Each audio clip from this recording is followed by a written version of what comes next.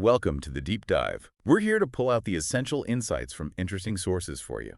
And today we're digging into something, well, simple, but maybe overlooked in gardening: seed soaking. Exactly. We've got some recent notes on gardening from an avid gardener. They found it pretty impactful. Yeah, the notes really focus on how soaking seeds, think larger ones, chili seeds, even peanuts can be like a total game changer for getting them started. But not the tiny ones, right? That's mentioned too. Right, small seeds are kind of different. We'll get to that. Okay, so our mission here is to really unpack why this gardener thinks soaking is so key for, successful and uniform growth.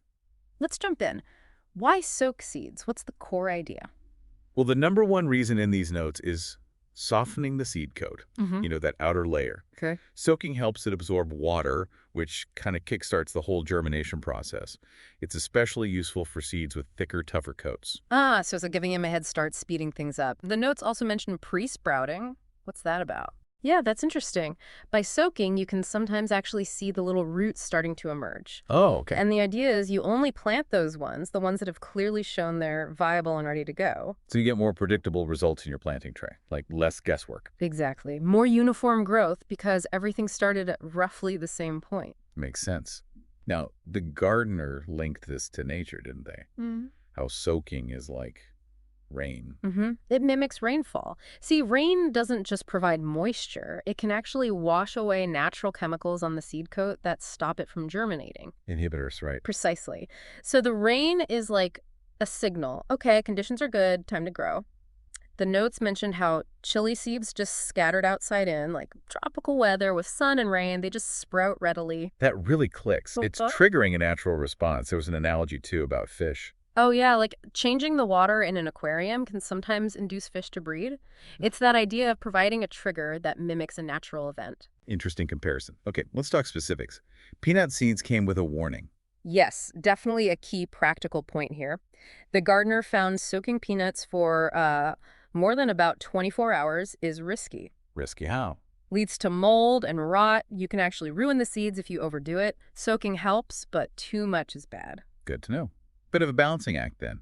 The notes also mentioned a future experiment, something about warm water. Yeah, using warm water, potentially kept warm in like a thermos flask. Why would that help? Well, warmth often speeds up germination too, mimicking warm soil. Keeping it consistently warm in a thermos could, potentially accelerate things even more for certain seeds. An experiment to watch. Okay, now back to those tiny seeds. Why isn't soaking usually recommended for them? It's mostly practical.